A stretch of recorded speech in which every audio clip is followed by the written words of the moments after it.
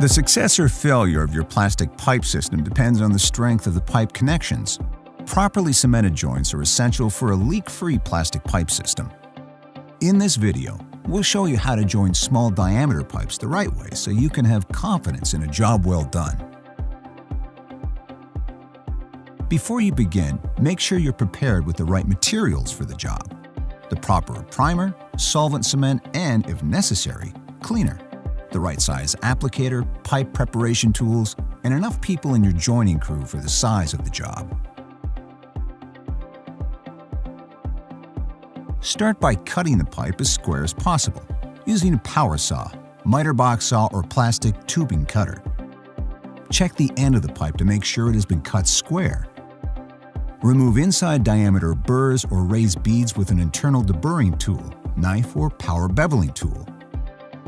To remove the burrs or raised beads on the outside diameter of the pipe, use a file, external deburring tool, or power beveling machine. Now, with a clean, dry rag, wipe away any dirt, grease, shavings, or moisture from inside and outside the pipe bell, or fitting socket. You need to make sure all the surfaces you're going to join are free of foreign material. This includes any chemical, paint, coatings, or any other residue which may have stuck to the pipe during storage. Next, check the fit. A good dry fit occurs when the pipe enters the fitting at least 1/3 to 2/3 of the way into the socket without being forced. This dry fit should not be too tight or loose enough to jiggle.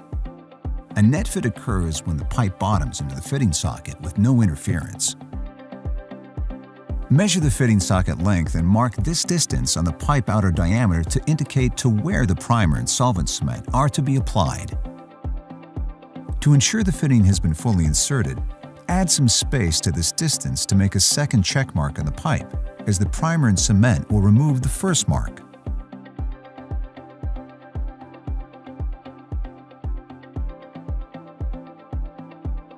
Do you have the applicator that will work best for your job? You'll need a dauber for small diameter pipe. We don't recommend swabs or rollers on smaller pipes. The applicator size should be approximately 1/2 the pipe diameter.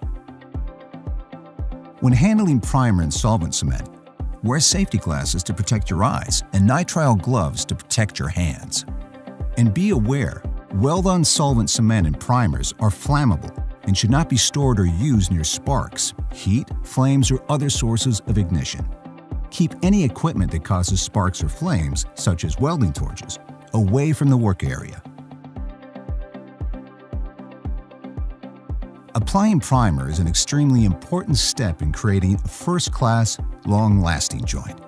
Primer softens the joint areas so the joint can fuse together. Without primer, fusion is weak and a joint may fail.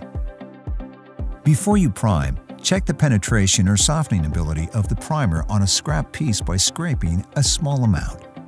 This will help gauge the proper amount of primer and rotational force to be applied to the joining surfaces during actual installation.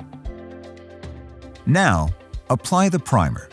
Tilt the fitting socket downward, vigorously working the primer into the fitting socket and keeping the surface and applicator wet until the surface has been softened. Remove any puddles. In the same manner, apply the primer to the end of the pipe equal to the depth of the fitting socket. Then, apply a second round of primer to the fitting socket.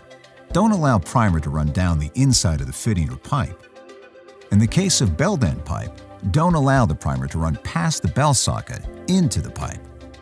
For each application, rotate the applicator at least 10 times to ensure proper primer coating.